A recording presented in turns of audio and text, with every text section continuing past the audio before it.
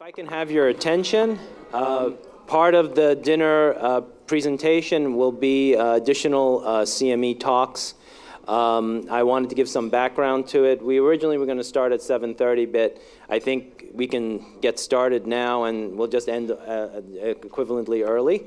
And so I see a little applause there, so I got some, at least one like on that one in the, oh, there you go. Okay, all right. The concept here was to have a satellite that was really focused on a couple of areas that perhaps the general meeting was not going to cover. And so I'm going to be discussing some aspects of repeat testing, which I think are an extension of some of the things you heard earlier. And then we're going to have two talks that have some link in terms of tumor mutation burden and some of the treatment implications of combination therapy and tumor mutation burden, which again, in a way is so new that it didn't quite fit into the curriculum of the regular meeting, but I think very important. I have a couple of things to mention. For your reference, the disclosure of financial and other relationships are included in the activity materials. We gratefully acknowledge an unrestricted educational grant from Bristol Myers Squibb in support of this activity. Houston Methodist is accredited by the Accreditation Council for Continuing Medical Education to provide CME for physicians, and that this activity is accredited for AMA-PRA Category 1 credits 1.5. The other thing is that at the end there will be 3 questions that if you have a cell phone, you can text answers to, and if you registered up front, it will also allow this to qualify for MOC credit. So keep that in mind as well.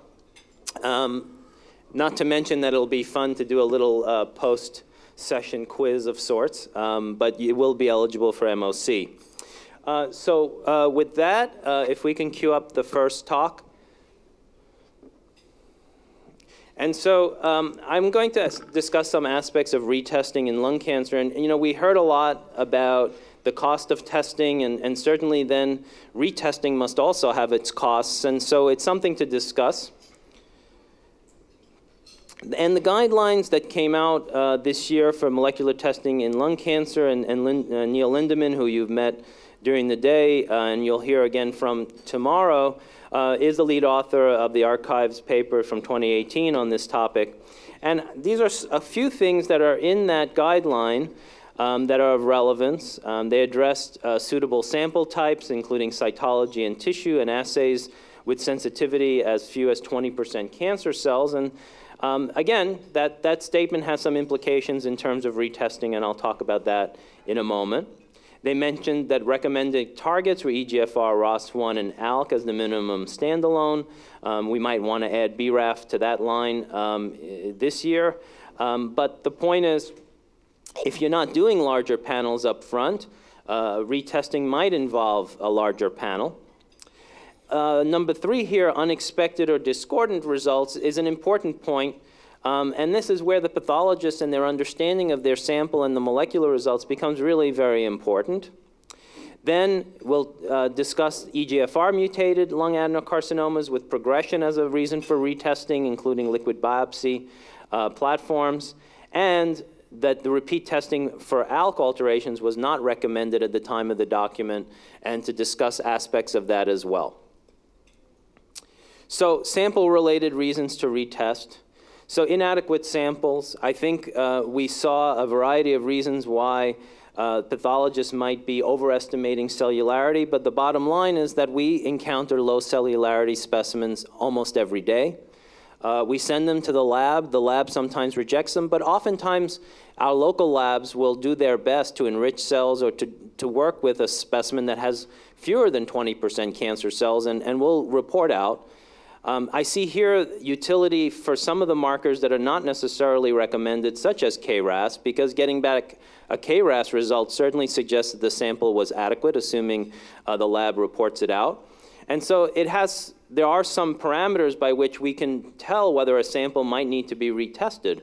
But if the sample does not get rejected, you as the pathologist looking at the cells may be the only one to realize that that's a potential false negative. Now another sample may come along and you may have to decide to retest that sample. If in fact you get back a result that's free of mutations, that could be a false negative. In my experience, true test failure is a fairly low rate event. We see it a little bit with FISH testing, but with molecular testing overall, it's not the actual test that fails, but it's more likely the possibility that you haven't given a sample that has sufficient tumor cells for the sensitivity to detect. And so keep that in mind. Many times as the pathologist or the cytopathologist or the evaluator, you're the only one who really knows that, and that's an important piece of information that you might need to share and you might need to think about either requesting another sample or potentially retesting a sample later on. The test platforms matter too, and I was just discussing with Dr. Bernecker that there's still some confusion over things like this. People get reports back with a BRAF amplification, he said, and they describe that as a BRAF mutation, but that's not actionable. And so it's important to understand the analyte or the alteration that the test is detecting or intending to detect. Some labs will be doing EGFR mutation-specific immuno. That's a perfectly fine test, but it does not have the spectrum to detect all EGFR mutations. So in fact, if a lab chooses to do that test, it's to get a result faster by immuno, but in a way, it's a hurry up and wait situation because a negative result is not necessarily a true negative, and you're retesting those samples for the most part with a molecular test. If you're looking at a recurrent situation after crizotinib therapy, you're not looking for ALK translocation. You're looking for point mutations for the most part. And you have to know that. And you have to know that the platform that's being selected as a test captures those alterations. And it requires a little bit of education. EGFR amplification is not a surrogate for EGFR mutation. MET immunohistochemistry, which might get commonly requested, is not yet an accepted test for the detection of either MET amplification or, for that matter, exon 14 skipping. And so again, you have to understand the analyte you're detecting and the alteration being a correct match. Again, that could be a reason to retest if in fact the wrong test has been done before. Now, if you are using, shall we say, rather than an upfront large panel, a more targeted approach, it may be that you get a request for retesting in a setting of wanting a patient to be enrolled in clinical trial, someone wants to look for rarer alterations, or in fact, there are actionable alterations that perhaps are not in that tier 1 group that may have been missed. RET, for example, is one of those. And so again, these are emerging by NCCN guidelines, but not necessarily recommended, and so this could be a reason to retest. So moving on to EGFR, epidermal growth factor receptor testing. So post-treatment testing for EGFR T790M mutation is an important test. Osimertinib is an FDA-approved drug for disease progression after first or second generation TKI therapy. It may be that you get requests in this setting for MET amplification, and importantly, the morphologic evaluation in tissue is important for emerging squamous or small cell histology. Now, in the testing arena for T790M, this is where liquid biopsy, that is, testing on a blood sample, comes into play. It comes into play for a couple of reasons. One is that there is an FDA-approved test for the detection of T790M, and it is part of the osimertinib label, that is an acceptable test. The second is that blood samples are easier to obtain. And in fact, from the perspective of both the patient and the treating physician, arranging a tissue sample is a significant thing to do. It has its own morbidity and usually not mortality, but nevertheless it has its own inconveniences. So certainly liquid biopsy in that retesting setting might be the way that retesting occurs for EGFR T790M. One of the practical problems that I have in this setting is that as a surgical pathologist and in my EMR, I may not know whether a liquid biopsy has been performed in a patient. I may not be aware of that result, and I might be now getting a tissue sample that is in a patient with known adenocarcinoma, and there is not a specific reason given for why that sample was taken.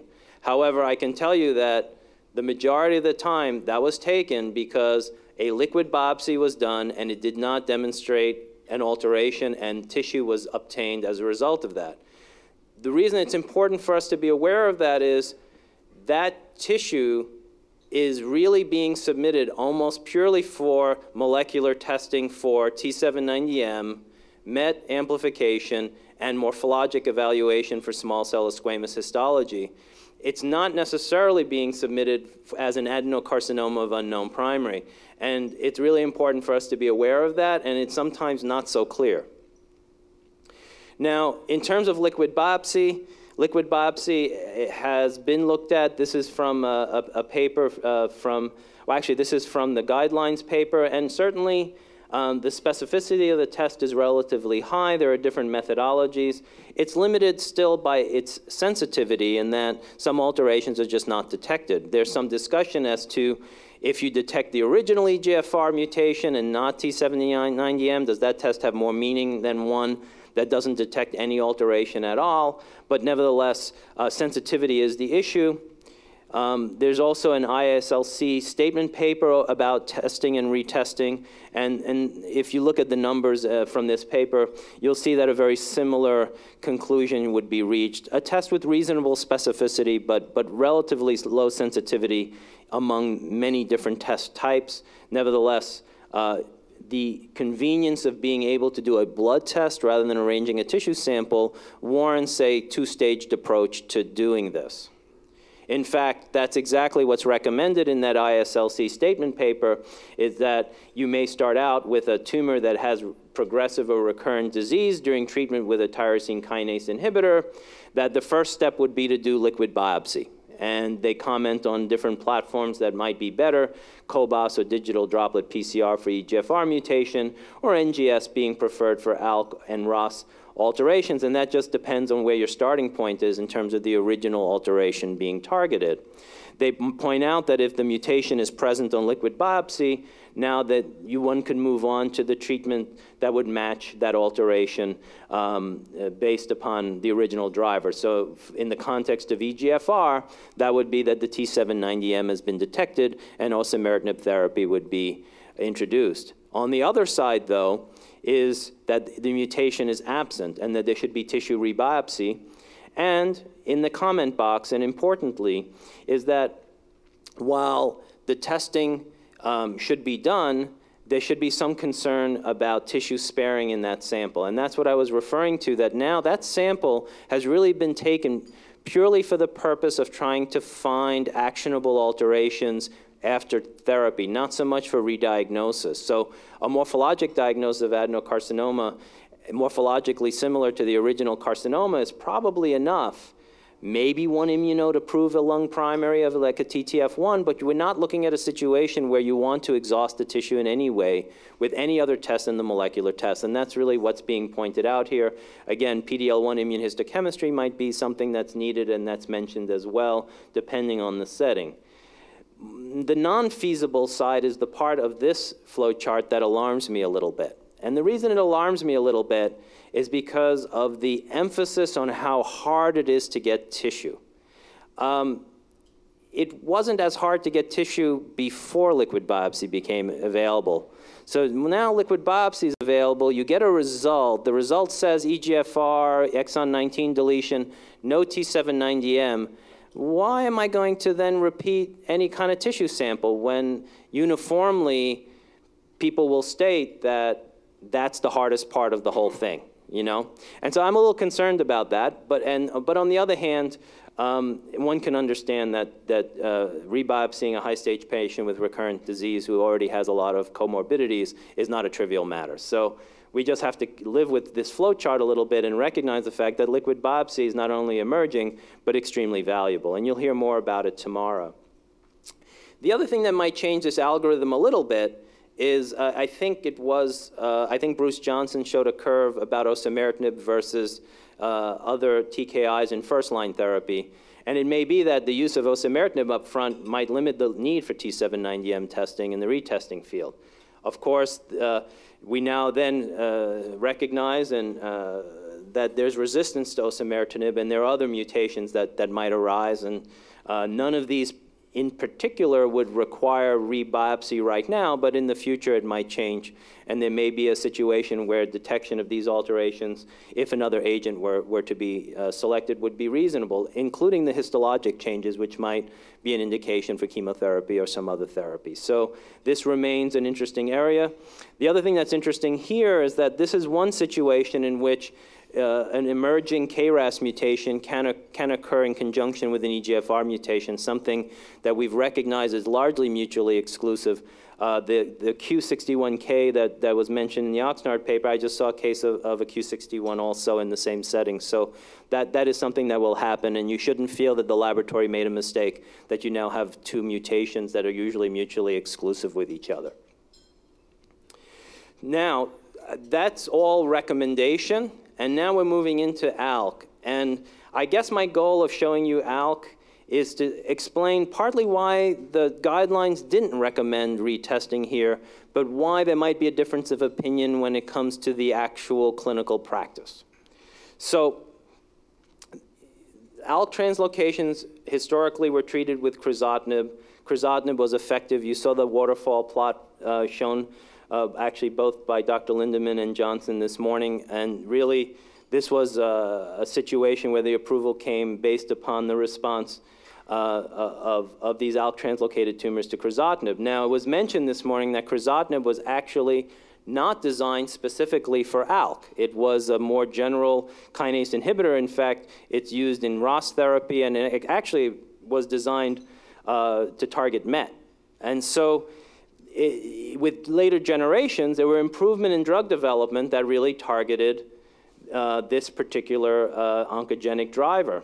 And certainly there's data also showing that initial therapy may be better with a drug like alectinib because of that.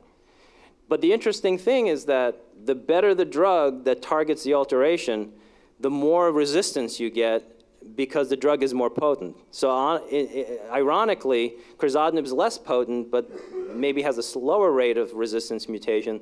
The more potent ones, the emergence of point mutations is maybe even more frequent. And these are pie charts from a study in 2016 showing crizotinib-resistant specimens after therapy and ceritinib and alectinib. And again, the numbers are relatively low, but that's the problem with this area, is that we're not dealing with a frequent tumor. Nevertheless, it does seem like resistance mutations occur more frequently with the B and C here, ceritinib and alectinib.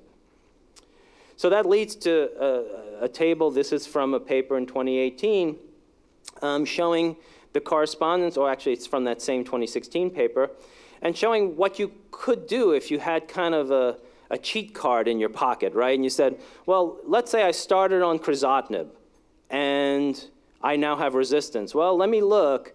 Well, resistance occurs in ceritinib, let's say with the 1196 mutation at the same rate as with crizotinib, so I won't pick that one for the second therapy. Maybe I'll pick brigatinib because, in fact, that one doesn't generate that mutation as a resistance mechanism. And then you'd look down the line and you'd say, well, if it's a 1269 as the emerging mutation, well, maybe I could have multiple choices. But if it's a 1202, well, they all look pretty bad. And that would be the approach, say, to trying to retest, which would be, again, I start on alectinib. Which drug should I switch? Well, looking at the different alterations, clearly one drug has a very low rate of emergence of that mutation and others have higher. Again, look at the ends. The ends are very low. But nevertheless, even with this type of data, you can see some alterations seem to generate resistance with any drug, like the 1202, the G1202R. And so again, we can go through this type of a flow chart, and you can make an argument why retesting might be of some value. There are studies on brigatinib after crizotinib resistance, and these are the data from those studies. It certainly does seem that there might be some promising role for simply starting that drug after resistance, and you could argue that that would be, in a way, retesting agnostic. That would just be the choice you would switch to without the retesting. Also, brigatinib may be a first-line therapy rather than crizotinib, and you may get a better response in that regard, and that would also change the algorithm of retesting. A drug, lorlatinib, is in phase 1. It seems to be effective against those 1202 mutations that were generally resistant to the other drugs. And here's the same kind of a waterfall plot showing that drug and the 1202 mutations that were resistant to all the other agents. So is it more effective in point mutation cases in general? Is it the only effective drug in 1202? And there's an ongoing study to try to address this, and maybe with that it'll be clearer whether retesting should be done or not. That being said, I think from a guidelines point of view, it was difficult with these kinds of numbers to make a recommendation. But you can also understand from a precision medicine, N of 1, individual patient point of view, that you wouldn't want to start a drug that you already know that particular tumor is going to be resistant to if you had done the testing. And so that's the problem, that's the trade-off here. Here again, liquid biopsy may be of some assistance because these acquired resistance mutations could certainly be detected through a variety of methods in liquid biopsy, and maybe that's one of the ways to do this in a less invasive way. ROS has a similar story. Again, resistance to crizotinib occurs, point mutations occur, there are a set of mutations that are relatively resistant to other agents, and then there's an investigation of looking at cabozantinib and lorlatinib in ROS1 emerging resistance. Again, if crizotinib data in ALK is low number, resistance data in ROS is going to be a correspondingly lower number. And so we have to live with the idea that we may never accrue enough patients to make a definitive statement about some of these decisions. Nevertheless, there are ongoing studies to look, and again, it's not clear that the utility of repeat testing will be discussed or will be achieved with studies with these few numbers.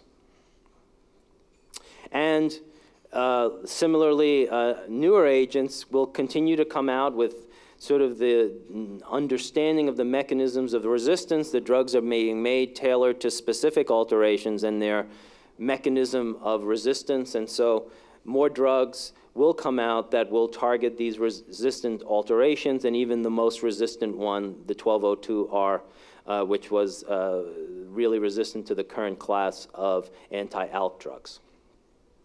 So with that, this is sort of a summary of what I started with and what we're ending with, which is it is up to us to figure out the best sample when we have tissue samples versus cytology samples and cell blocks. They're all usable. We have to figure out the one that's best based upon the cellularity of the specimen and the test parameters that we're looking at. We know that we need to interpret the results for unexpected or discordant results, and when we get back a result with no mutations at all, to really revisit whether the sample had sufficient tumor. And when I say nothing at all, that includes P53 if it's a multi-gene test, and KRAS. EGFR mutated adenocarcinoma is an indication for retesting, and again, we went through in detail why the individual practitioner may ask for repeat testing for point mutations in ALK and point mutations in ROS1, not repeat translocation testing after therapy, but that did not make the recommendation for the reasons of, I think, insufficient data for the most part. And with that, I thank you very much for your attention. I think what we'll do is I'll take any questions now, and then if there are none, I'm just going to turn it over to Dara, who you've heard from earlier today, and she's going to talk about tumor mutation burden testing. If anybody has questions, there are 2 mics set up, but I think I'm going to use the slow walking, approach, similar to when you have in baseball, you're supposed to walk really slowly back to the dugout, right?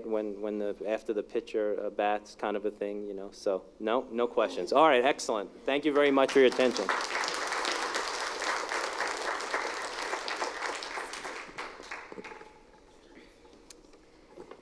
Hello again. I get to talk about something that is possibly a little bit more exciting than doom and gloom. Now, I'll notice here that on your program, it says that I am talking about tumor mutation burden and MSI. Where are we, and Are we testing all high-stage tumors? I'll tell you now, I failed the assignment. So I am talking about TMB, but I'm not answering those questions. We can talk about those things at the panel. But I hope that what I've put together is informative nonetheless. All right, my disclosures have not changed from this morning. Okay, so this is a big topic going into a small space. I think this is something we could easily spend a half a day on and still not even, get too far into the weeds. So we're gonna see what we can stuff into 20 minutes here. Much like in Japan, one might get stuffed into a train in rush hour. I will mention, though, that the Association for Molecular Pathology has 3 hours of webinars available on this topic for free, and you should avail yourself of this, and it's at educate.amp.org. Okay, so what is TMB, tumor mutation burden? Sounds very simple, right? It's a measurement of the number of mutations that exist in a tumor relative to the total amount of coding sequence. That sounds very simple, right? You got a numerator, you got a denominator. What's so hard about that? As we will discuss in a couple minutes, it's not actually as easy as it sounds. Typically, these days, it's reported as the number of mutations per megabase. We tend to think about our big next-generation sequencing assays in terms of the total megabase size. And Dr. Lindemann this morning talked about the number of genes, and the number of genes is an important consideration, but some genes are bigger than other genes. So when you want to look at it with more precision, you talk about the megabase size of the assay, not the number of genes. Every now and then, you'll see it reported as mutations per exome. And importantly, there is no, and I mean no, standardization of how to calculate this. And that's what I'm really going to spend some time on today, is trying to show you guys what the mathematics is behind how this happens, because I think it's important to get kind of a distillation of how this works so that you can really appreciate how it is that different laboratories are approaching this. Okay, so this is a slide that is well-worn. You've probably seen this somewhere in your travels. Pretty classic image at this point that really goes through the fact that different tumor types tend to have different levels of mutational burden. And you can see that within any individual tumor type, there's a spectrum.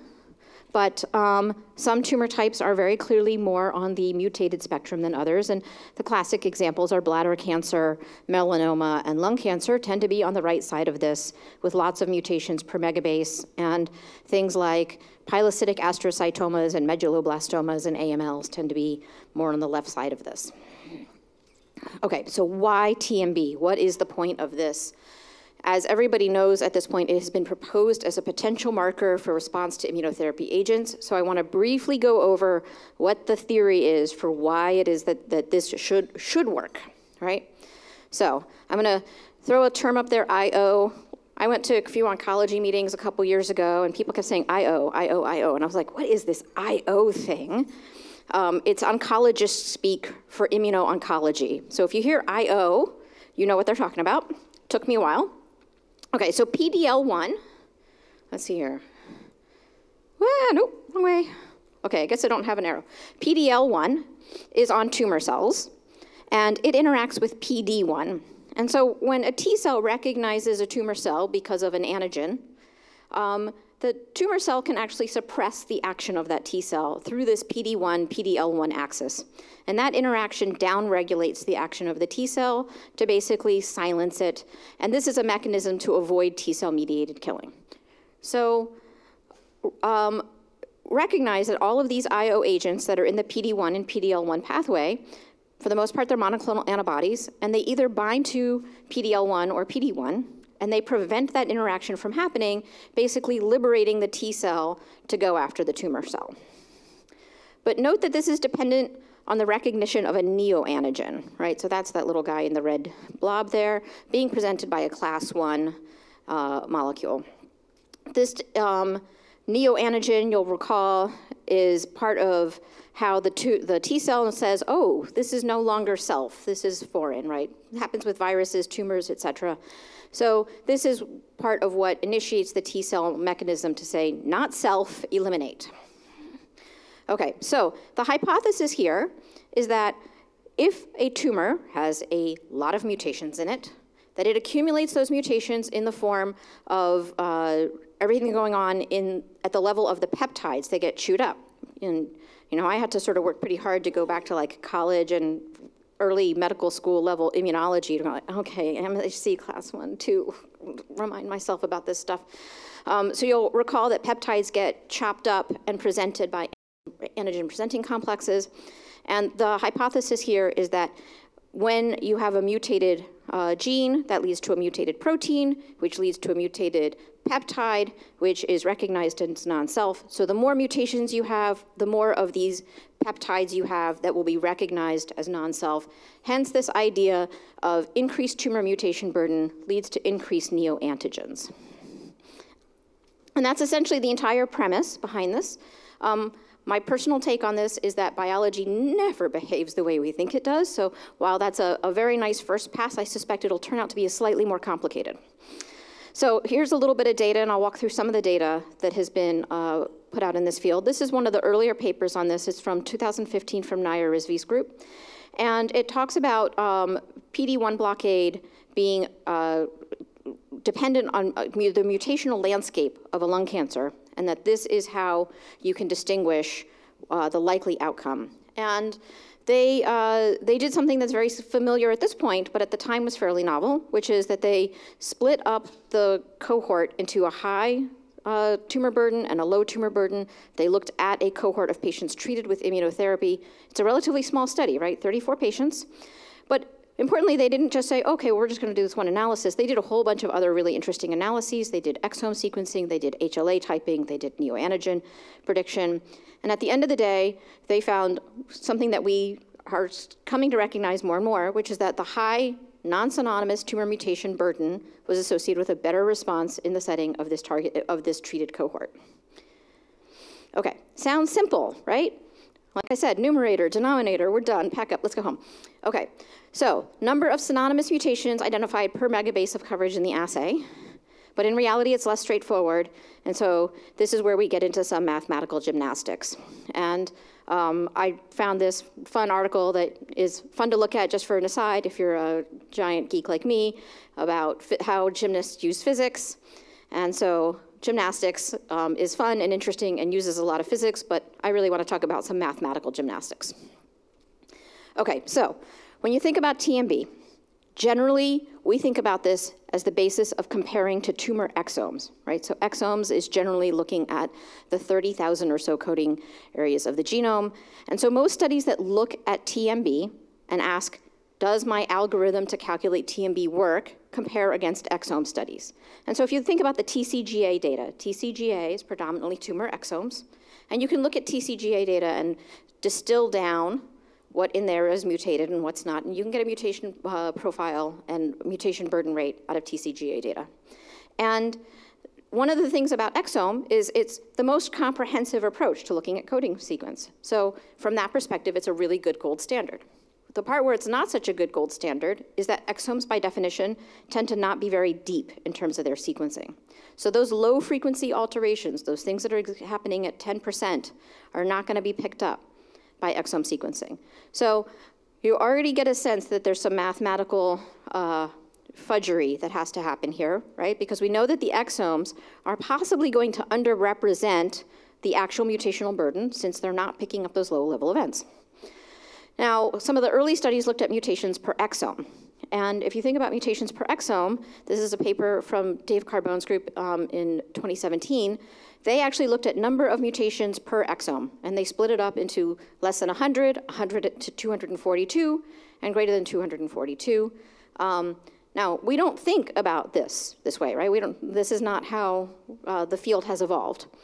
And if you do the math, 0 to 100 mutations per exome comes out to 0 to 3 mutations per megabase. Again, not numbers and cutoffs we're used to applying. So why is this so different? So for number one, tumor panels, these fun things we do with 50 genes or 100 genes or 200 genes, are by definition enriched for cancer genes, which means that by definition, they will have a higher mutational rate than an exome, right? They are necessarily enriched for that. So now you have an upward skew. I just told you that the exome by itself might have a little bit of a downward skew. Now we have an upward skew. And now you get into the details of how you calculate that tumor mutation burden. So you get into this, what do you include? Do you include synonymous variants? right? Synonymous variants theoretically should have no impact in that neoantigen hypothesis. Do you include variants that might be germline? Probably not, but as you heard this morning, being able to filter out what's germline and what's not germline can be challenging. Insertions and deletions, do you count those? Yes, if you do count them, how much should you count them? Should you only count things that are 3 bases or less? Should you count things that are 20 bases or less? What about mutational hotspots? And this is a particular area of debate. So you've got your hotspots in KRAS and BRAF. Should those stay in there? Because if you have a small panel and you keep those hotspots in there, you're skewing it back upwards. So as part of my role on the NCCN non-small cell lung cancer committee, I did this brief survey before the in-person meeting this last year. I reached out to a bunch of labs associated with NCCN institutions, and I said, how are you guys doing tumor mutation burden? And I think what's evident when you look at this is that there is absolutely zero consistency, right? And my assessment of how FMI is doing it is based on their publications. So, you know, I'm doing the best I can to dissect out how they did it in their publications. But what you can see here is that FMI, for example, includes synonymous changes, and they exclude hotspots. They don't do tumor normal pair, right? So they're possibly going to have some skewage with germline. NCCNA, anybody will be able to figure out that that's actually MSK because they're the only lab that is NCCN that I know of that does paired normal, which is probably the single best way to filter out germline. Okay, so what are the pros and cons of all of these things? If you include indels, certainly indels theoretically could contribute to neoantigenicity if that's the prevailing hypothesis. If you include them, you're probably going to skew upward compared to that gold standard exome because most exome studies don't include them. If you do your germline filtering by paired normal, you're going to have a much more accurate assessment of what's actually a germline alteration. Most labs don't, so that's going to lead to an upward skew because you will inadvertently wind up including some things as mutations that are actually polymorphisms, particularly for underrepresented populations in the databases. Hotspot exclusions. Why would you exclude hotspots? Well, I told you that we've got a panel that's purposefully concentrated around tumor, which means that you've skewed it upwards. One way to correct for that skewing is to say, okay, well, I'm just going to take all the hotspots out, and that helps to de-skew the data. Synonymous changes. This one's a little bit of a head scratcher. Why would I put synonymous changes in? Well, you could think about it similar to how we think about MSI, right? We think about MSI as you're using a marker of an underlying phenomenon. So if we include the synonymous changes, we're including that as a marker of general mutagenesis. My hypothesis is that people think about doing this as a way to correct for the skewing, right? So now you've said, okay, well, I'm going to de-skew the data by A, B, and C. Ooh, look at that, I over-de-skewed it, so I guess I got to add something back in to get it back to match to those exomes. Non-coding, there is no rationale to include non-coding. I have not heard anybody say this, but for completion, I put it in there. And then assay size is a very big question. How big does the assay need to be to appropriately pick this up? I will tell you that the common thinking, as you heard this morning, is that you need to have a fairly large assay to accurately identify tumor mutation burden. I will tell you, though, that those things that live up at the very high end of the tumor mutation burden spectrum, those TMB hypermutatids, those are easy to pick out with just about a panel of 50. So the issue isn't, can I pick out the TMB highs? It's how accurately can I pick out the TMB highs and how can I do in those shades of gray? Okay, so back to some data. This is some data that shows here that, and this is overall survival data. So this is using kind of the best gold standard of an outcome measure.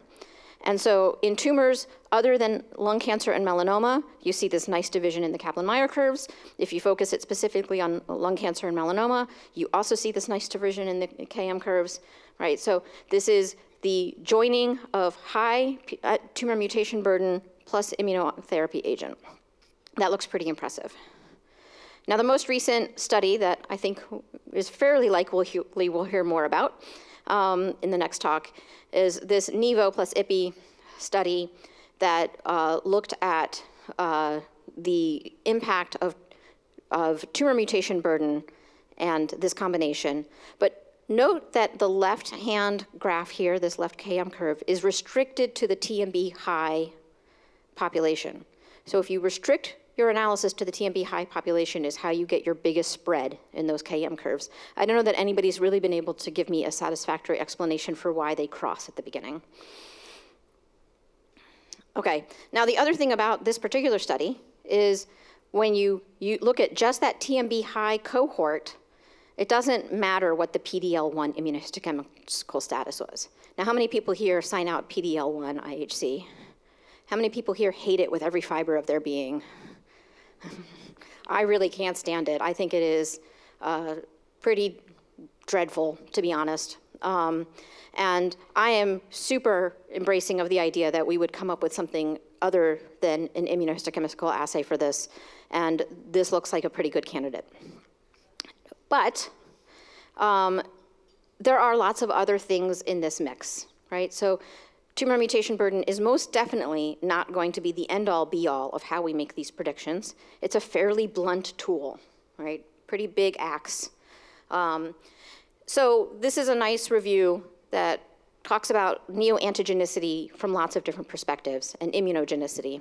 And so there's all of these other factors that play into immunogenicity. And one of the big ones is HLA typing, right? Go back to that med school immunology. Oh, right, HLA typing, that becomes important. So the mutations part here, up in the top right, that's all of everything we just talked about is summarized in that mutation section. So look at all of these other things that can contribute to neoantigenicity and immunogenicity. So I'm just going to call out a couple of examples. So HLA and immuno-oncology. So again, back to that immunology that I was never very good at. The HLA allotype impacts the specific tumor antigens that can be processed. So remember, the individual allotype that somebody has encoded in their genome is going to impact exactly what peptides can get processed and presented. And so maybe people with some HLA types do a better job presenting tumor antigens from lung cancer. Maybe some people with those same HLA allotypes do a better job presenting antigens from melanoma. We don't know yet. One of the major things to keep in mind here, though, is that MHC class 1 loss is a major mechanism of resistance to immuno-oncology. And we don't know when, in the process of tumorigenesis, metastasis, et cetera, class 1 loss happens. And so this nice schematic here says, okay, well, at the top, you've got a tumor that has no class 1 loss. Immuno-oncology agents can be very effective, wipe it out. All you need, though, is one tumor cell in the subclonal hypothesis to lose that class 1 MHC. So it's no longer going to present that antigen for that T cell. That's going to escape into a clone. And so that's a real challenge with TMB, because you can have something that's TMB high, but if it's lost its class 1 by the time you test it, it isn't going to matter. So TMB testing does not determine the baseline level of MHC expression. Where are we with immuno-oncology biomarkers? So where we are now, PD-L1 expression, not my favorite. MSI status, it's going pretty well, but remember that MSI status was really optimized around colorectal tumors. And we know that MSI status undercalls in lots of other tumor types. This has been pretty well documented at this point. We're getting closer on things like tumor mutation burden. I said known driver positivity. We know at this point that a patient who starts off with an EGFR or ALK should not go on first-line immunotherapy. Coming down the pike, look at how much longer that list is than the other two. So is everything in this list going to work out? Heck no, but something is. So mutational signatures and high-value genes, that's probably the thing that's next on the agenda. Immune cell repertoire and diversity. So there are lots of ways to tackle that. HLA type and HLA expression. The microbiome. Microbiome? How are we talking about microbiome? Oh my God, the microbiome impacts everything. Can I go anywhere without hearing about the microbiome? No, you cannot. Morphometrics. So there's good studies coming out about TILs and multi-analyte IHC as predictors. Viral antigens, gene expression profiles, and even nuclear medicine. I just learned this today while putting this together. Yes, there are radiologic studies using novel tracers to try to ask the question about immune repertoire intratumorally. So briefly, just to go into one of those, mutational signatures. This is a really nice, important study from 2013. Now, when you think about mutations, you can think about A's to T's or G's to C's, but these mutational signatures are really about the mutation in the context of the adjacent bases. So it doesn't look at the individual mutation, it looks at the mutation in the context of one base up and one base down. So it's looking at trinucleotide sets, and that's how it comes up with these mutational signatures. And they're great. I mean, you can learn a lot about this, and I've got a good website on here for you to learn about it. And we know how some of these signatures work, right? So a UV signature has a classic pattern, and big shock, it's very prevalent in melanoma, right? Tobacco has a very characteristic mutational signature, and big shock, it's highly prevalent in head and neck and lung cancer. So we know this stuff works. POL-E, I think, is a particularly interesting mutational signature. So this is what's called signature 10. I gave you a website down there. It's from Cosmic, and Cosmic has a beautiful explanation of mutation signatures. But this is essentially the POL-E mutation signature. And POL-E is a polymerase. That's what it sounds like, right? And it is actually a pretty error-prone polymerase that has internal proofreading capacity. And when you have a mutation in POL-E, you disrupt that proofreading capacity, so you lead to a hypermutated state. And they're so mutated that they don't even call them hypermutated. They call them ultra-hypermutated. So you can learn more about these signatures at that website, which is through Cosmic. But this certainly raises the question, do you need to know the tumor mutation burden status if you already have the POL-E? If you know a POL-E is mutated, you can pretty much infer that it's going to be high mutation burden. Okay, so this is my analogy to where we are. I'm imagining that this very frightening looking thing goes counterclockwise. So we just left PD-L1 IHC. Reality is we're still doing it, but my guess is that it's on its way out. We're in the air, wobbling freely with MMR and TMB, and we're on our way to something else. And what that something else is remains to be seen, but there's a long list of candidates, and they're all looking pretty interesting. And just in case you're really worried, because, man, I saw this picture and I just about passed out, I'm pretty sure it's Photoshopped from that. And with that, I'm going to end, and I'll point out that Lauren Ritterhouse, who's a molecular pathologist at the University of Chicago, is really TMB grandmaster extraordinaire, and I learned a lot about what I know from her. And then I will also remind you about these webinars from AMP, 2 of which are archived and available for free. The third one is coming up in a couple weeks, and I highly encourage you to go take a look at those and register for the more recent one. Thank you very much.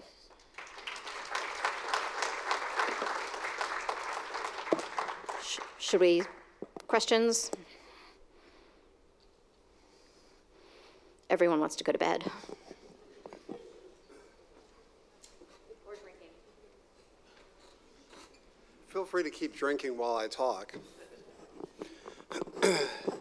I'm Eric Berniker. I'm a thoracic oncologist here at Houston Methodist, and I'm going to try to give some clinical explanation for why there's such a zeal on the from the standpoint of oncologists about what we're seeing in the clinic and why we keep coming by your offices asking for more and more biomarkers. And we think, you know, that this stuff coming forward is going to be, it's truly an amazing time. When I was training as a house officer at Ben Taub in the early 90s, there were 2 broad groups of patients who were admitted to the county hospital.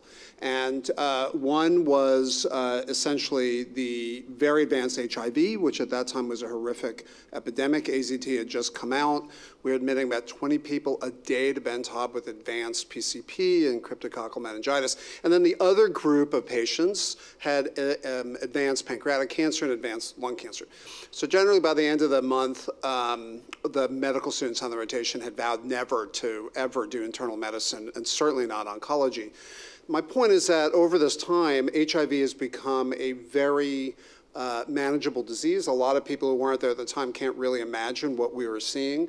And the hope is that as these developments continue to go forward for lung cancer, we've already seen just extraordinary advances, that we're going to see the leading lethal malignant killer become, hopefully, something much more chronic. So I'm going to show you a lot of waterfall plots and graphs, but it's really just to emphasize how excited we are about the direction that things are finally going.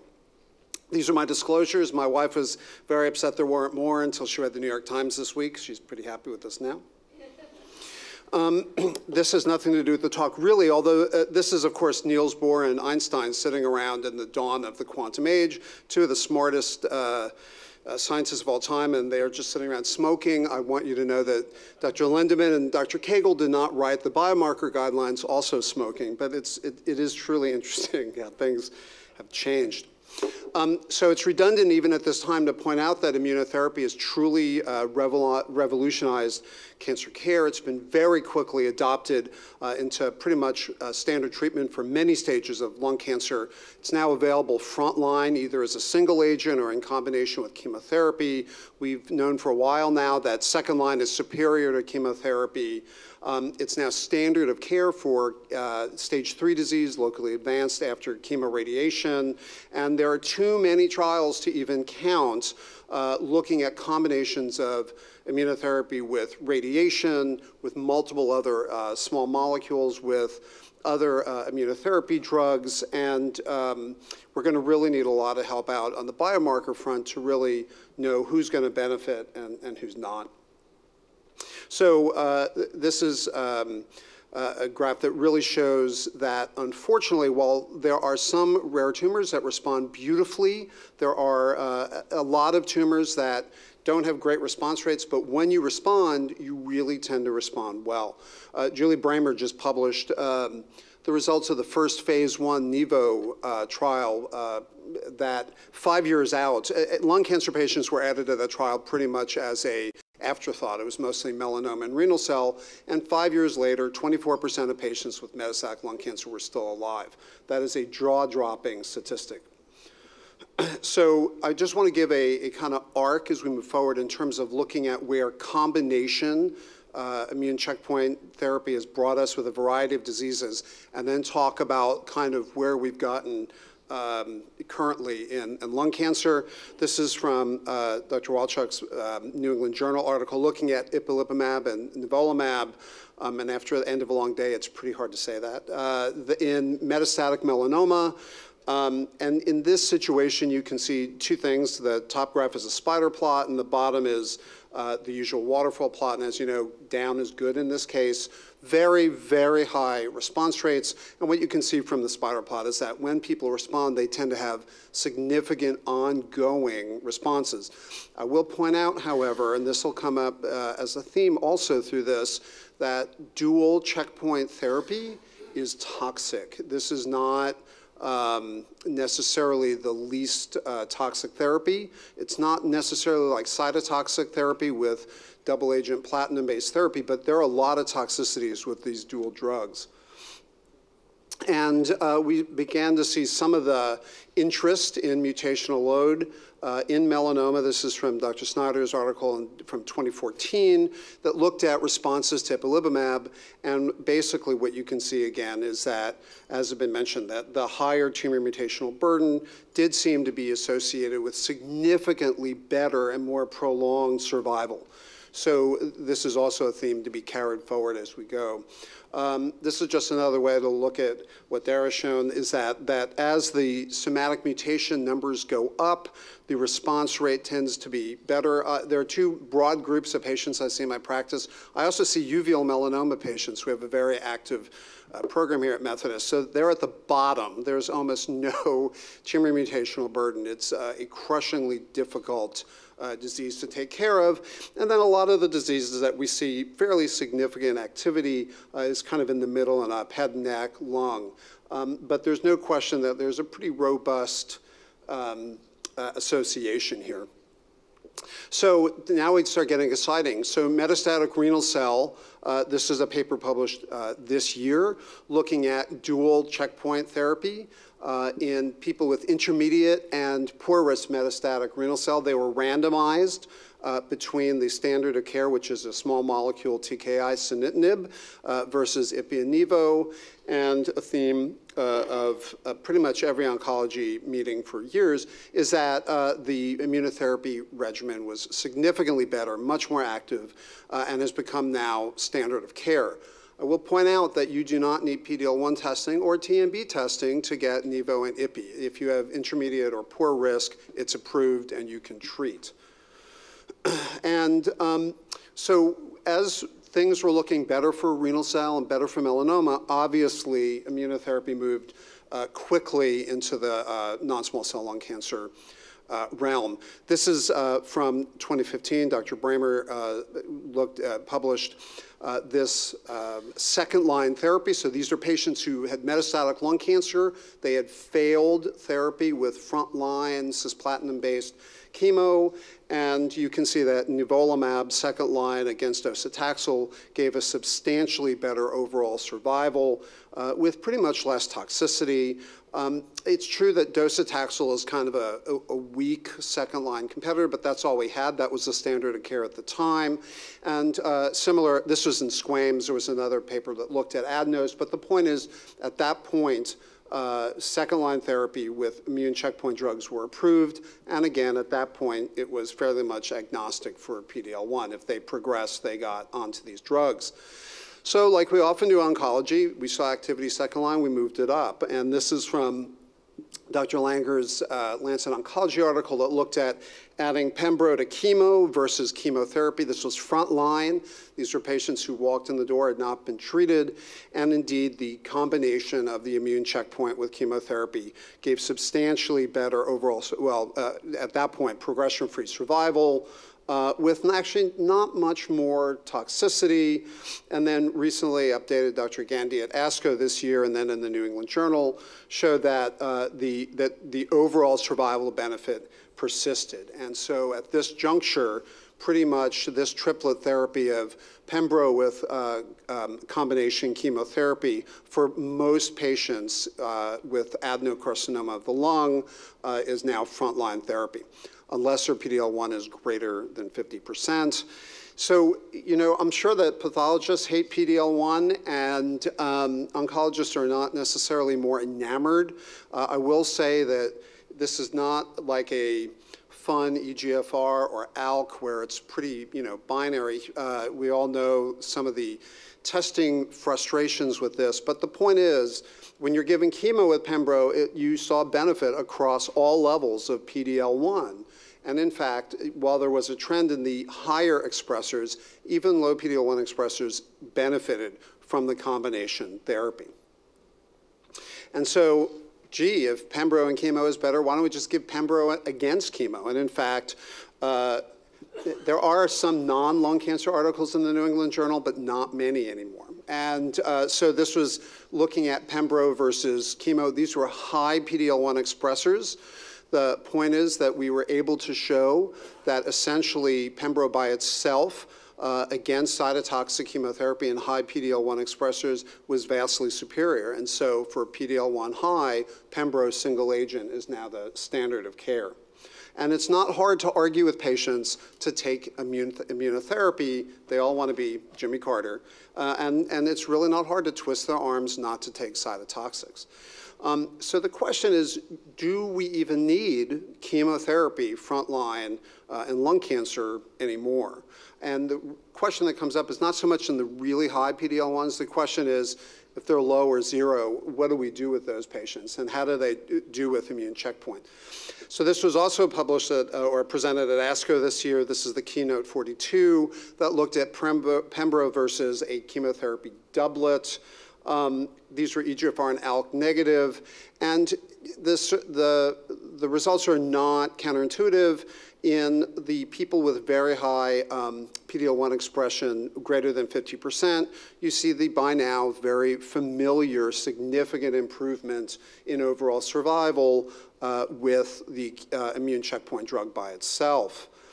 But then when you start including people with lower expressions of PD-L1, the hazard ratio starts kind of climbing and the graph is not quite as sexy. It's not that it's worse, but it's certainly not more, it's not quite as impressive. And the PFS also, you can see, is pretty weak. So what does this mean clinically? I think most medical oncologists would say now that if the PD-L1 is 1 to 49%, that those patients, for the most part, need chemotherapy plus immune checkpoint. We think that eventually Pembro will probably be approved single agent in this group as well, but in reality, most people think that that will only be used for patients with kind of really marginal performance status. I just have one little quibble with, this is the NCCN guidelines for frontline therapy, and you probably can't see it, and I'm having trouble seeing it, but in PD-L1 expression positive greater than 50%, and EGFR, ALK, ROS, and BRAF are negative or unknown. I want to stress that I don't like the words unknown. I understand there are some times we can't get tissue, and this has been a theme also today, but I want to point out that if you don't know their genomic status, you're taking a pretty big risk by giving them frontline Pembro, even if their PD-L1 is high. I understand there are times it's very difficult from a tissue standpoint, but I just want to caution that. And it's important to remember that the mutation status really helps to guide IO decisions. I'm glad you figured that out. We try to keep that secret, but the IO terminology is a thing. So we know that, and we've known for a while, that driver mutated lung cancers are much less responsive to these checkpoint drugs. And why does that matter? Well, it matters for a lot of reasons. One, the PD-L1 stain always comes back before the mutation status does. So sometimes you get really excited, the PD-L1's high, you just start ordering the Pembro, and if these patients are started on immunotherapy drugs and it comes back later, their EGFR, believe me, you have not benefited that patient. It's true that sometimes patients don't like waiting 10 to 12 days to get the results, but at the end of the day, unless they're really critically ill, it's crucially important to hold off on starting immunotherapy until you know. Now, there's a range, but the bottom line is EGFR seems probably to be the least responsive, BRAF maybe the most. We know these people are all going to end up on immunotherapy because every lung cancer patient at some point in their disease ends up on immunotherapy. But the point is they should not be started on it. This was some data presented this year at ASCO looking at driver mutated lung cancers and in patients who had received immunotherapy drugs. And this was kind of culled from a registry, but the take-home thing here is this: regardless of the driver, the median PFS is pretty stinky and not what we're really used to. There might be some better stuff with MET. These are small numbers, but the point is this is really not overwhelming in terms of efficacy. So again, never is the issue. We're asking pathologists not just to give us a histological diagnosis and have enough stuff for their immunohistochemistries. We've got to know the mutation status for actionable targets. TMB is probably going to be on the cover of Time, like P53 was a number of years ago. There's no question TMB is, it's not the molecule either, it's the test of the year. And I think tissue exhaustion is a pretty significant concern. And then, can cell-free DNA help us in the clinic get around some of these issues? So we clearly need bigger biopsies, which is easier said than done. And I just want to talk a little bit about why there's maybe a growing amount of zeal for TMB in the clinic. So this is a bit of a complicated slide, and Darren's shown some of this from the Checkmate 227, but this is where a lot of the excitement comes from. There have been some exploratory data looking at small cell and non-small cell at high TMB, but this is why there's hoofbeats. So in patients with PD-L1 greater than 1%, they were randomized 1 to 1 to 1. They either got combination checkpoint with Nivo and Ipi.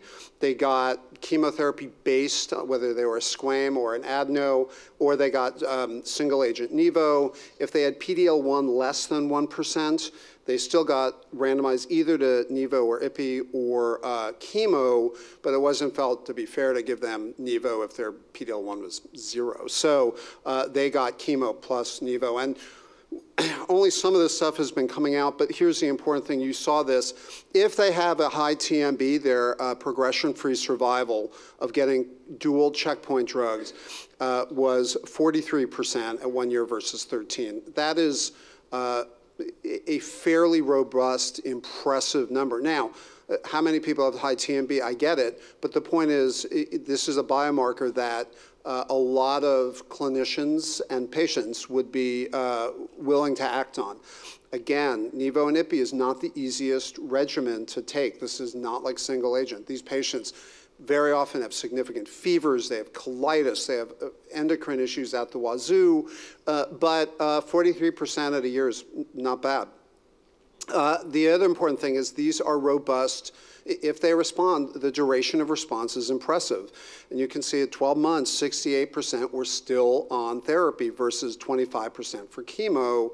I will say that part of the problem that we'll face, that all of us will face, if you look at the bottom of the graph in the TMB evaluable, these numbers are not, they're not great. I mean, what, 48%, 58%. The bottom line is we don't get TMB on every patient, and you know, if the FDA approves it, they're not going to get the combo without TMB, which means you're either going to be biopsying patients repeatedly to get TMB, or they're not going to get the drug, in much the same way that no one was getting erlotinib or gefitinib if they didn't have an EGFR mutation. But the point is, it's not just the bioinformatics stuff that has to be worked out. We sometimes just don't get enough tissue, but clearly insurers are not going to pay for these combo, which is phenomenally expensive, without the right biomarker documented in the chart.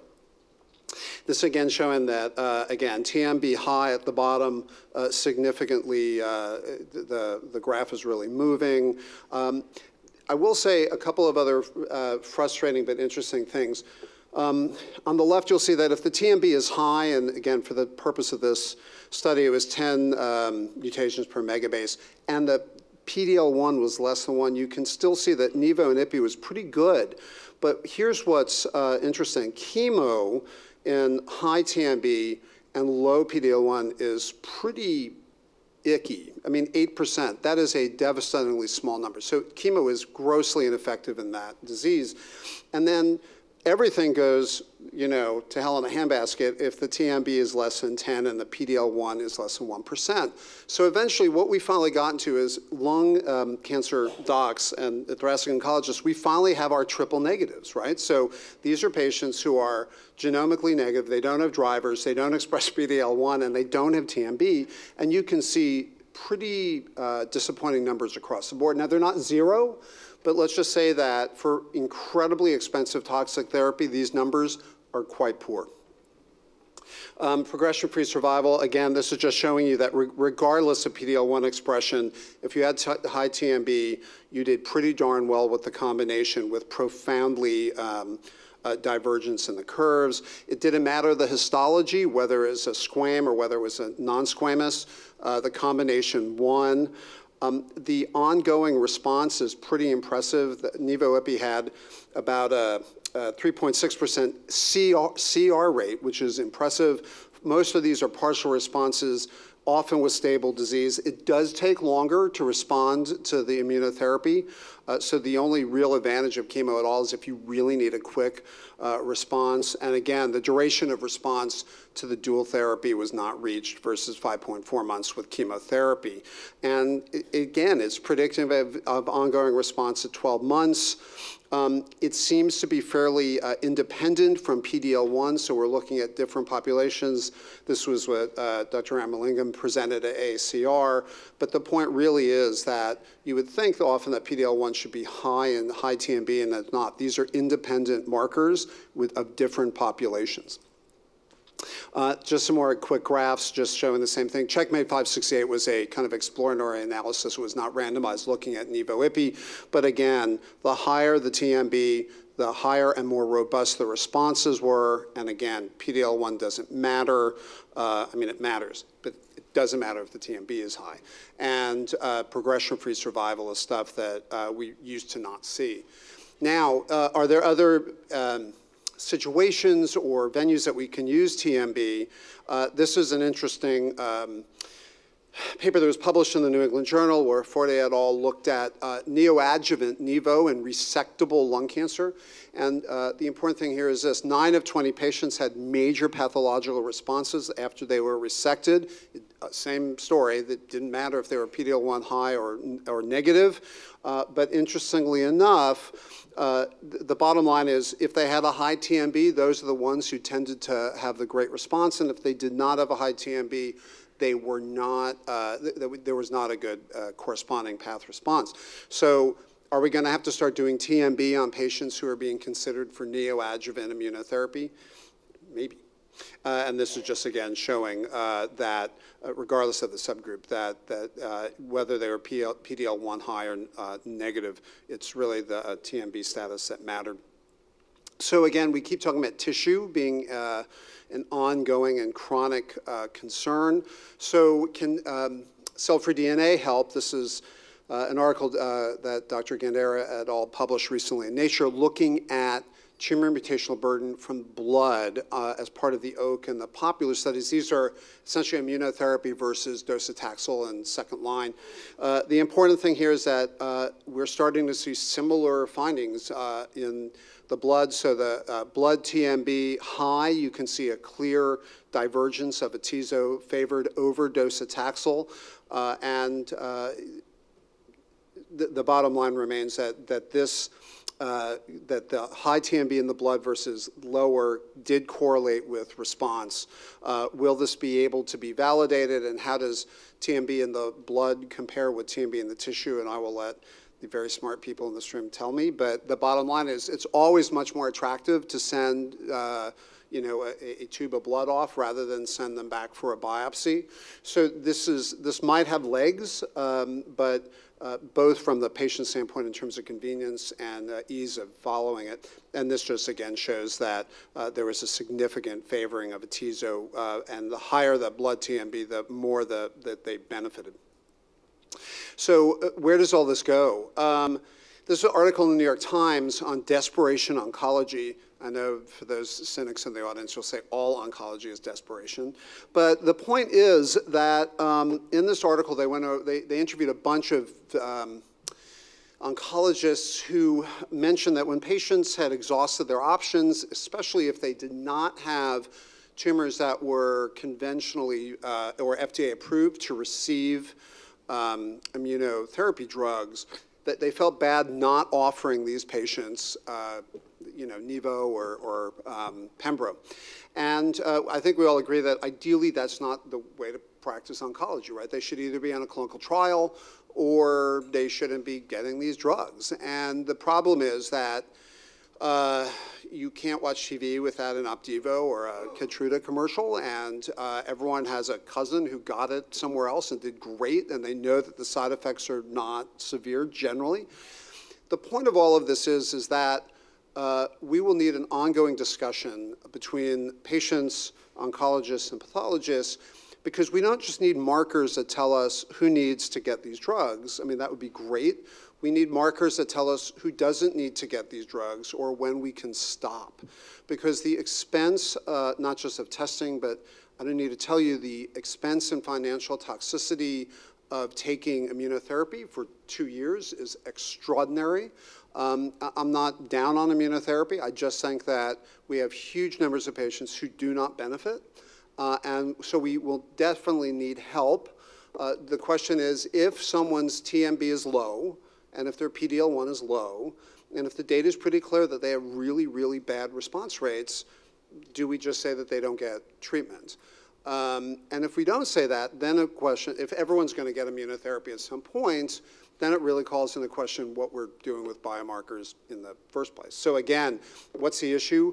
Cost, cost, and cost. And the bottom line is it's not just lung. I mean, lung obviously being a very common serious malignancy, but they've looked at TMB in a bunch of other tumors, and are we going to start running TMB with first diagnosis of any metastatic tumor? Again, more and more demands are being placed on tissue. How often are we going to have to rebiopsy? The issue of standardization between labs is a big concern. And like I said, if right now, based on current science, if with low PD-L1 or low TMB, we know we're not going to benefit patients, are we going to start coming up with guidelines that limit the use of these very expensive drugs? I'll stop right there. Thank you very much.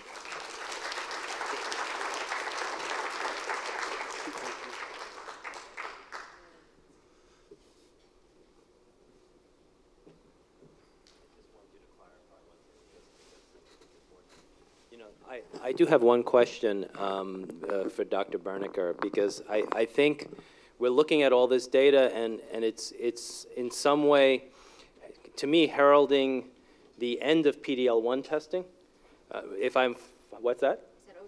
I said, oh, not a lot of people are going to necessarily be unhappy about that, but I just want to make it clear. Right now, the PD-L1 testing is informing you about PD-L1 monotherapy in the first line. That's correct. Is there any data comparing Pembro alone to Pembro plus chemo? In other words, in the greater than 50% group?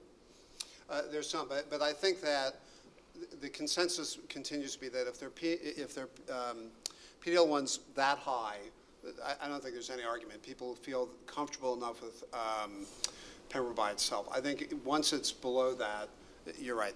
Then the data of Pembro versus Pembro plus chemo is pretty unimpressive, and I think most oncologists would give triplet therapy. And just to follow that up, because again, how complicated it's becoming, however, in the data that exists outside of PD-L1 greater than 50% in monotherapy, in the other groups, the Pembro plus chemo groups, in a way independent of PD-L1 level, even 0, is there any data that tumor mutation burden would stratify that group against getting Pembro? In other words, Pembro is getting added on to everything. That's right. Is there any evidence that is there any current evidence that tumor mutation burden is impacting that decision? No, all I've seen is that it's more that the PD-L1 and positive or negative and the TMB high or not has mostly been looked at in published data in the Ipi-Nivo data, not so much chemo. I will say that in some of that data out of checkpoint 227, there's no question that chemo and Nivo did better than chemo by itself in some of the TMB high. But the bottom line remains that as of right now, oncologists are still going to want the PD-L1 so that they can maybe go straight to Pembro. And since we just saw that TMB and PD-L1 do have slightly different populations, I don't think we can get rid of it just yet. No, fair enough. I just wanted to clarify that because it is something that is extremely complicated still and harder to justify in a way that we're doing that much testing. That's right. I have two questions. Great talks, should I say. Yeah, the first question is that you mentioned cost. So what's the exact cost? You want estimate, right? So I would say that the cost of Nivo and Ipi is probably about 90 to 100 grand. And then once they're done with the 4 cycles, then they stay on Nivo. I mean, we're probably talking, when all is said and done, close to 200,000. Okay, how about the TMB? And then I don't know about the TMB. I think it depends. I think the cost of the testing is trivial, right? I don't think we should be talking about the cost of testing. The reason payers don't pay for testing isn't because of the cost of the testing. Okay. It's because they don't want the can of worms that the testing opens up, right? At the end of the day, $2,000, $4,000, throw whatever number you want at it, right? It's still less than a PET scan. Okay. Right? And I really firmly believe that the reason we're having this big debate about how to get these tests paid for isn't really, truly because there's a problem with the validity or there's a problem with the reproducibility or any of those things. I think it's smoke and mirrors because if you do a test on somebody and you open up an option for an off-label therapy, then the insurance has to say, oh, we don't want to pay for that. I really think that's what's going on, and I know that sounds cynical, but I really think that's what's going on. Okay. Second question. Do you know the prevalence of PMB high, intermediate, and low? Well, nobody has no answer at all. So how you define those things is actually... No, I'm talking about the prevalence. No, I know. But the prevalence is going to be completely related to how you define them, right? And so these cutoffs become really important because in some tumor types, the cutoff's going to be 10 using whatever methodology we use now. In some tumor types, the cutoff's going to be 14. In some tumor types, the cutoff's going to be 8. So you can make the prevalence whatever you want it to be depending on how you shove the cutoffs, right? And this fundamentally, aside from my technical beefs with PD-L1, is my scientific beef with PD-L1, which is we make this distinction between 51% and 49%, right? And it's not any different for TMB, right? We're going to make a distinction between 11 and 9. And you know, no one is going to do the study that says, oh, well, if you're 11, the differential in response is X compared to a 9, right? And we know from the PD-L1 studies that about 20% of patients who are in that 1 to 49% respond. We know that about 20%, maybe more like 30% of the patients in the over 50% do not respond. So it doesn't matter what kind of AUC you have on that curve, right? It's an imperfect biomarker. You're applying an absolute cutoff to a linear variable. So the question about prevalence, I think, is a little hard right now because you can't really define prevalence without having really good scientific confidence in your cutoff.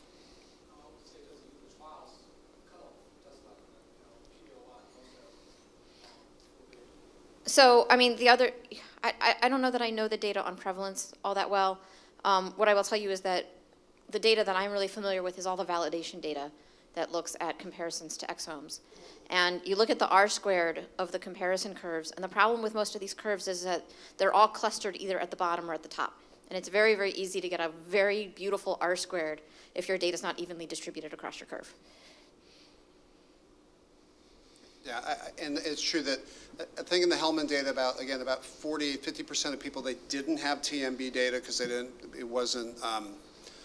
they didn't have enough tissue. Of the ones they tested, I think probably about 20% were TMB high, in that range.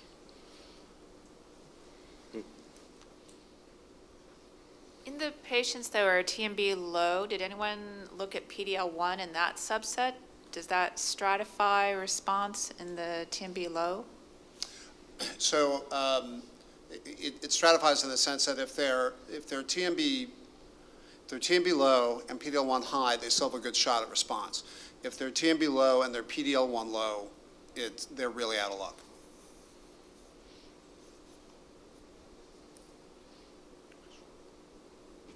Well, I wanted to give special thanks to our speakers who came prepared to give really exciting talks on a topic that is very controversial still, although clearly moving ahead despite the controversy, which means we're going to be dealing with tumor mutation burden testing whether we like it or not, and whether it's good or not, and whether it's in tissue or not, and frankly, whether we exist or not. But that being said, that's the nature of the beast. I think for the last few minutes, we have the MOC questions so that you could get MOC credit for this session.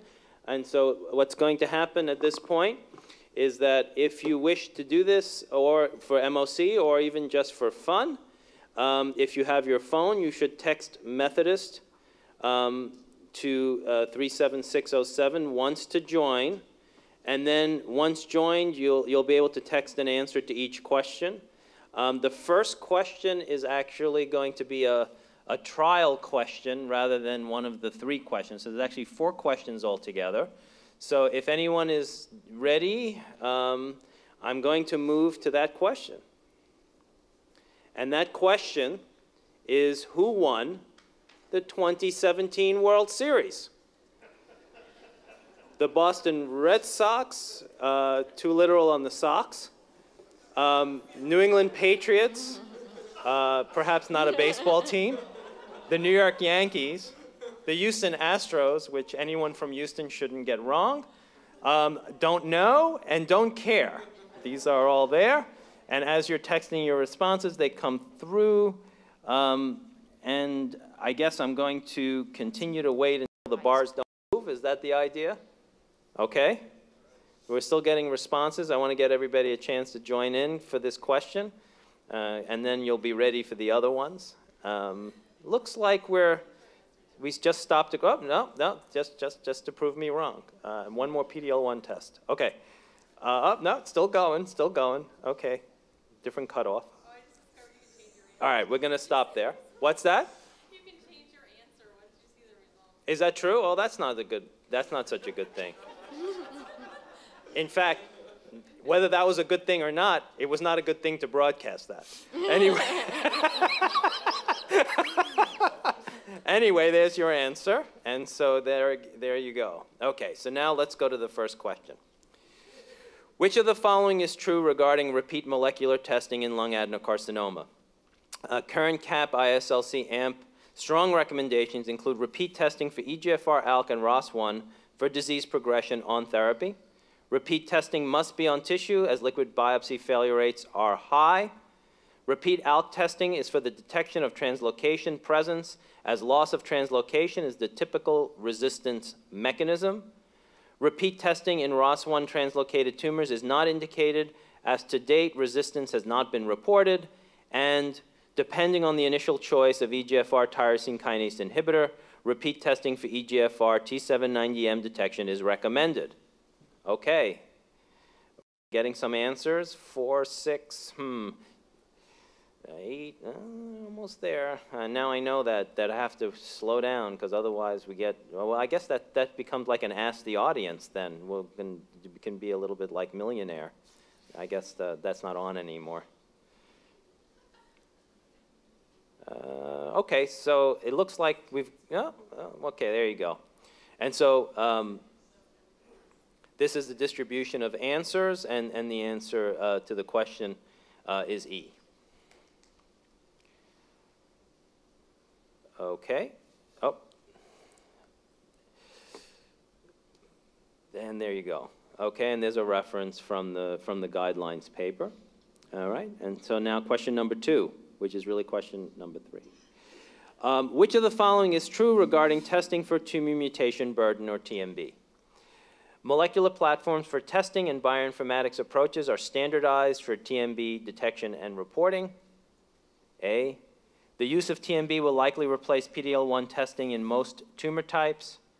While theoretical evidence links tumor mutation burden to immune response, there is no association with response to medications such as pembrolizumab. In one lung cancer series, response to combination immunotherapy was most dramatic in the high TMB patients.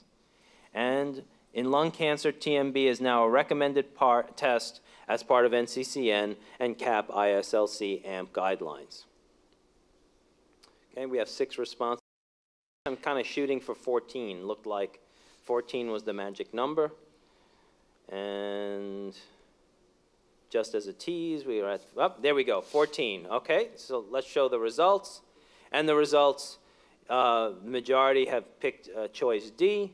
And in fact, that was shown that the response to combination immunotherapy, and that was shown by both speakers in this regard, that TMB may be appropriate in the decision, and the combination immunotherapy was the Nivo-IPI combination, and that's the Hellman paper from New England Journal in 2018 as the reference. So the answer is D.